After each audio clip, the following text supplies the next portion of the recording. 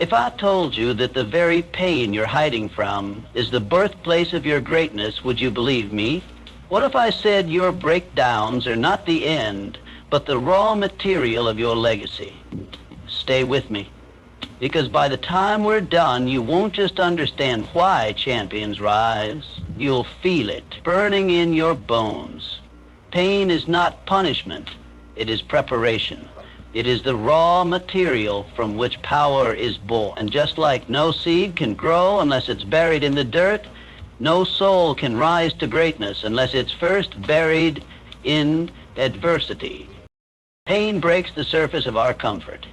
It strips away the illusion that we're in control. And in that shattering, something begins to stir. Growth does not start in celebration. It starts in struggle. It begins the moment we stop asking, why me, and begin demanding, what now? It is in that dark, disoriented moment that the roots of your future begin to push downward. Let me tell you a story, one that isn't found in headlines or trophies, but in the silence of a man's private war. There was once a young boxer from Brooklyn, no fame, no name. He grew up in a household where love was scarce and fists were many. By the time he was 15, he'd been arrested 38 times. Society had already written his story, criminal, failure, statistic. But behind that anger was a broken child. And behind that brokenness was pressure. And inside that pressure was potential. Like coal being crushed into diamond, he began to train, not for the applause, not for a paycheck, but to survive, to release the fury, to become something more than what the world said he'd be. He trained in pain, he sweat through hunger, he bled through rejection, and each time life hit him, he hit back harder. That young man would later become known as Mike Tyson, one of the most feared and dominant heavyweight champions the sport has ever seen. But long before the belts, long before the legacy, there was just a broken boy learning to turn his pain into power. Understand this, power isn't born when you win. It's born when you keep going after you've lost. It's in the round you shouldn't have survived. It's in the tears no one saw. It's in the agony that taught you discipline, in the failure that forced you to become dangerous. That is the soil, the pain, the hardship, the gut-wrenching failure. And within that soil, champions are grown. Let them laugh at your pain. Let them write you off. Let them call it weakness. Because what they don't understand is that the deeper your pain goes, the deeper your roots can grow. There comes a moment, one single moment, where everything begins to change. Not because circumstances shift, not because someone shows up to save you, but because you made a decision, a real one, not a wish, not a maybe, a decision backed by absolute commitment, the kind that says, I don't care what it takes, I'm not turning back. That moment is more powerful than talent, it's more rare than intelligence, and it is always the turning point in the story of every champion. You see, most people don't fail because they lack potential. They fail because they live in hesitation.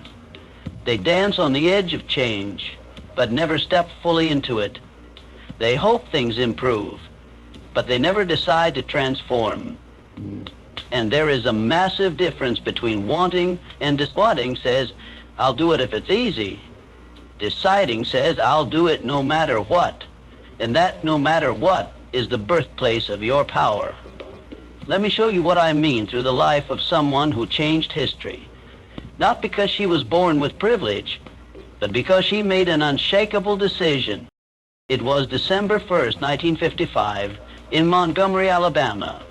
A quiet, humble woman named Rosa Parks boarded a city bus after a long day's work. The law was clear. Black passengers were to sit at the back, and if the bus filled up, they had to give up their seat to white passengers. That day the bus did fill up. A white man needed a seat, and the driver demanded that Rosa move. Now understand this. She wasn't the biggest, loudest, or most influential person in the civil rights movement at that time. She wasn't a celebrity. She was a seamstress, tired, worn out. But that moment came the kind of moment that doesn't wait for permission. And in her gut, she made a decision. She said no. No protest, no yelling, just a decision. And that one word, backed by quiet, immovable conviction, would spark a chain reaction across the world. The Montgomery bus boycott began.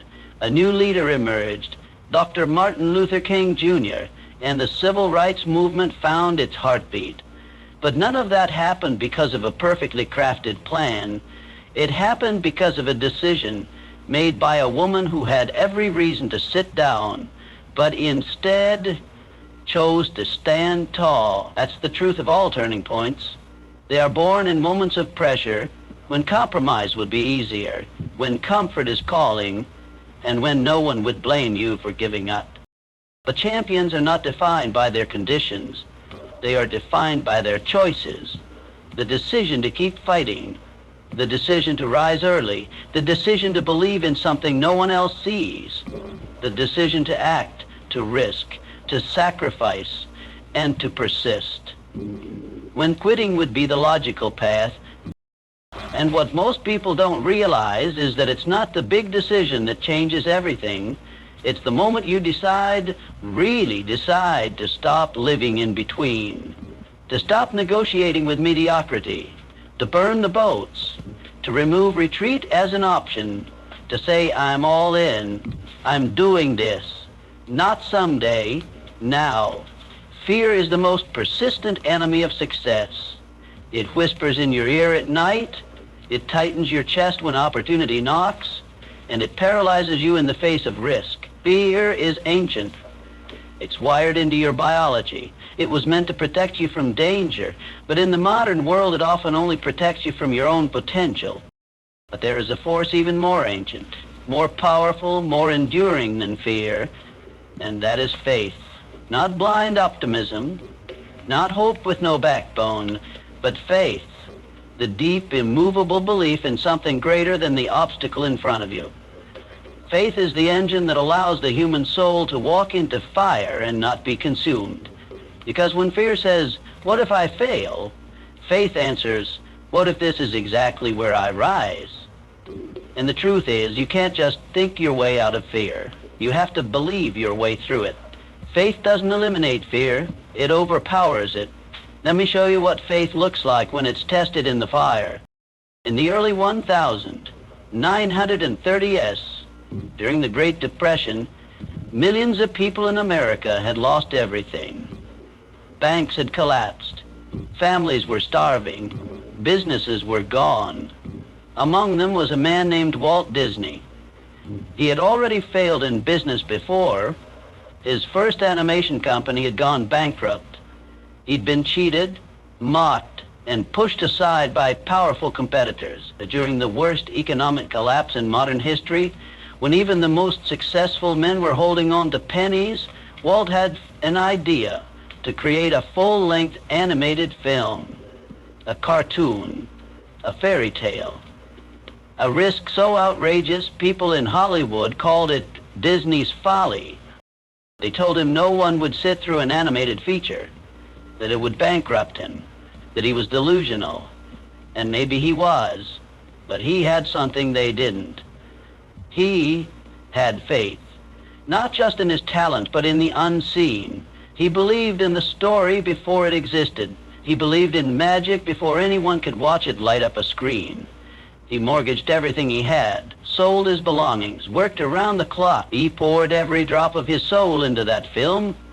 And in 1937, Snow White and the Seven Dwarfs premiered. It was a global success. It earned more than any film that year. It didn't just make history, it rewrote it. That decision, fueled by unwavering faith in the face of fear, laid the foundation for one of the most iconic creative empires the world has ever known. But here's what most people overlook. He didn't act after the fear passed. He acted while it gripped him. He didn't wait for certainty. He moved with conviction.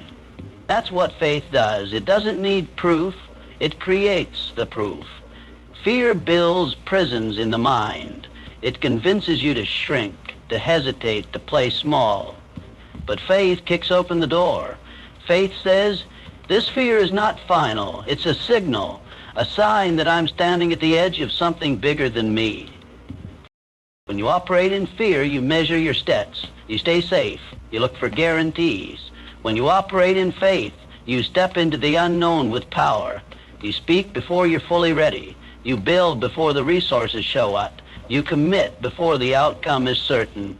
Because you understand that fear is only loud when your dream is getting closer, and that when your vision is bigger than your fear, faith becomes your fuel. Defeat.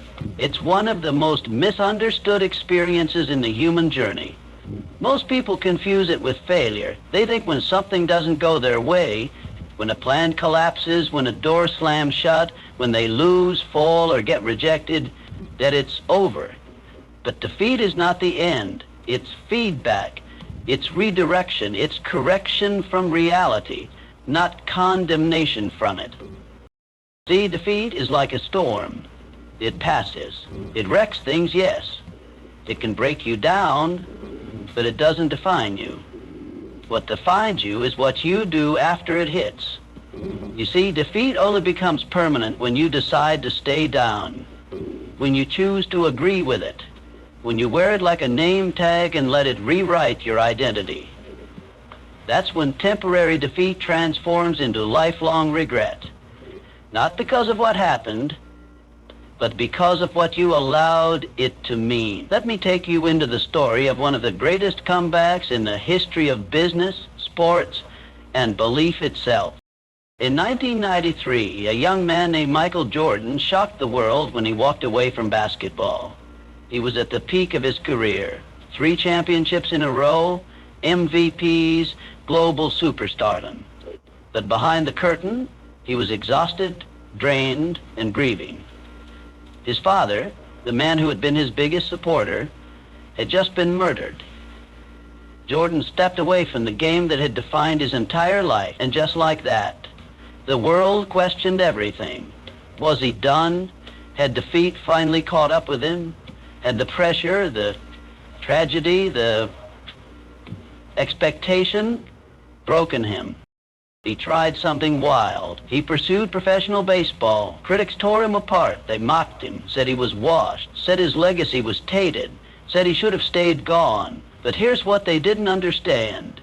Jordan wasn't running from defeat. He was learning from it, sitting with it, listening. And when the time came, when he felt the fire return, he made a quiet 2-word announcement that shook the world. I'm back. He returned to the NBA in 1995, and by 1996, at 33 years old, past what most called his prime, he led the Bulls to a 72-win season and another championship. Then another, and another. 3 more titles, the second three-peat. The legend rebuilt. But the lesson is not in the trophies. It's in the pause between them. It's in the part the world saw as defeat. He could have stayed gone. He could have believed the noise. He could have made that moment permanent. But instead he used it. He processed it. He respected it. But he did not accept it as final. Because the truth is, you decide when defeat is done. Not the scoreboard, not the critics, not the calendar. You, defeat doesn't care how talented you are. It visits everyone. It visited Lincoln in every failed election. It visited Oprah when she was fired and told she was unfit for TV. It visited Thomas Edison thousands of times before he lit the world. It visited Serena Williams when injury and critics said her time was up. But every single one of them made the same choice, to treat defeat like a start, not a wall. And that's the real distinction most people never make. There's no power in pretending defeat won't come. The power is in refusing to bow to it. The power is in treating it as a comma, not a period. As a valley, not the grave. As a whisper, not a verdict. There's a reason some people fall apart in the face of suffering while others rise from it like warriors. It's not that the pain was different. It's that the purpose behind it was different. Suffering by itself is chaotic. It's messy, feels meaningless. It makes you question everything, your worth, your choices, your future. But suffering that's tied to purpose, that's a different beast altogether. It doesn't crush you. It sharpens you. It turns your tears into fuel, your scars into tools, your obstacles into blueprints. Because when you understand why you're going through something, you gain the power to shape how it transforms you. See, purpose doesn't take the pain away, but it gives the pain a job. It assigns it a role. It turns what should have broken you into the very thing that builds you. Purpose says you're not suffering for nothing, you're suffering for something. And that shift, that's where strategy is born. Think of someone like Viktor Frankl, a man who faced the absolute depths of human suffering, a psychiatrist and neurologist who found himself imprisoned in Nazi concentration camps during World War II. He became the richest man in the world, and he found himself imprisoned in Nazi concentration camps during World War II. He lost his parents, his wife, his brother. Stripped of everything, freedom, identity, dignity, he witnessed the darkest side of humanity. But instead of being consumed by it, he watched, he studied. He asked questions no one else had the strength to ask in that setting. Why do some people survive mentally while others collapse? What he found was this: the people who survived spiritually, psychologically, were not necessarily the strongest or healthiest. They were the ones who had a reason to survive, a vision, a belief in something beyond their current condition, a purpose. And from that agony, Frankl wrote Man's Search for Meaning, a book that has since helped millions navigate their own suffering. But that book was not written from comfort. It was born in a death camp. It was extracted from the worst kind of human pain imaginable. And yet, because he had a purpose, he didn't just survive it. He transformed it into a roadmap for others. That's the power of purpose. Purpose gives structure to your suffering. It lets you step back and see a pattern where others only see pain. It makes you ask, how can this serve someone else? How can this moment of breaking become a bridge for others to cross? And when you start asking those questions, you stop being a victim and start becoming a strategist. Think of every major movement, every breakthrough, every revolution. It didn't come from people who had it easy. It came from those who endured something so deeply, so personally, that it lit a fire they couldn't put out. Mothers who lost children and turned their grief into laws that saved others. Survivors of abuse who turned their past into platforms to protect the vulnerable. People born in poverty who used that hunger to build legacies that fed generations. They didn't escape pain, they converted it. They built systems from it. They used it like architects use bricks, intentionally, deliberately, and with vision. Purpose gives suffering direction. Without it, pain is just noise. With it, pain becomes a plan. When you anchor your suffering to a reason bigger than yourself, you stop drowning in the experience and start navigating through it. You stop avoiding the fire and start learning how to walk through it, carry it, and use its heat to mold something the world's never seen. You see the highlight, the celebration, the trophy lift, the speech with the lights on and the cameras flashing. That's what the world sees. That's when they cheer. That's when they call you a champion. But the truth is, the champion wasn't built in that moment. He wasn't built on stage. She wasn't built in front of the crowd. They were built when no one was watching. Champions are built in silence. In the early hours when the alarm goes off and your body screams no, but you say yes anyway. In the lonely nights where everyone else is resting and you're still grinding, not for applause, but because you made a promise to yourself. In the reps no one counts, in the tears no one sees, in the sacrifices no one understands. That's where champions are born, not under spotlights, but in the shadows. Greatness doesn't announce itself. It doesn't post daily updates. It's quiet, gritty, unforgiving. While the world scrolls and distracts itself, champions are locked in, building, refining, leading, failing forward. Take someone like Kobe Bryant. They called him the Black Mamba, feared by opponents, respected across the globe. But that Mamba mentality wasn't born in arenas. It was born in silence. He was the first in the gym, often before sunrise. While most players were still sleeping, Kobe was already thousands of jump shots into the day. No cameras, no cheers, just sweat on hardwood and an obsession with the unseen details. Footwork, balance, precision, repetition. There was a story once during the 2008 Olympics. Kobe was on the USA team, filled with other NBA stars. One night after a full practice, a few players went out, and they returned at 3 a.m. They saw Kobe in the gym, drenched in sweat. He had already been there for hours. While they rested, he was perfecting. While they recovered, he was preparing. That's not discipline for show. That's a lifestyle forged in silence. Because silence strips you down. It removes the ego. There's no crowd to impress. There's no reward yet. It's just you versus you. And in that honest space, without distractions, without approval, you get to decide who you really are. Most people can't stand that silence. They run from it. They need noise to feel important. But champions, they crave the silence. They know that's where the edge is found. It's in the silent sacrifices, saying no to shortcuts, no to comfort, no to the easy path. It's in the silent discipline, doing what's necessary even when it's not exciting, especially when it's not exciting.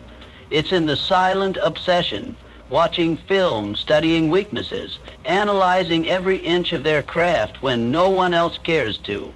Even in life outside of sports, it's the same pattern. The writer doesn't write their bestseller in a packed bookstore. They write it alone at 2 a.m., battling self-doubt in an empty page. The entrepreneur doesn't build a billion-dollar company at the press conference. They do it in basements and coffee shops, facing rejection after rejection with no audience and no backup plan. The mother raising 3 kids with 2 jobs and no help, she's building something the world may never clap for, but she's a champion just the same. Silence is the furnace where the armor is forged. It's where the flaws are exposed and corrected, where the weaknesses are attacked and reshaped.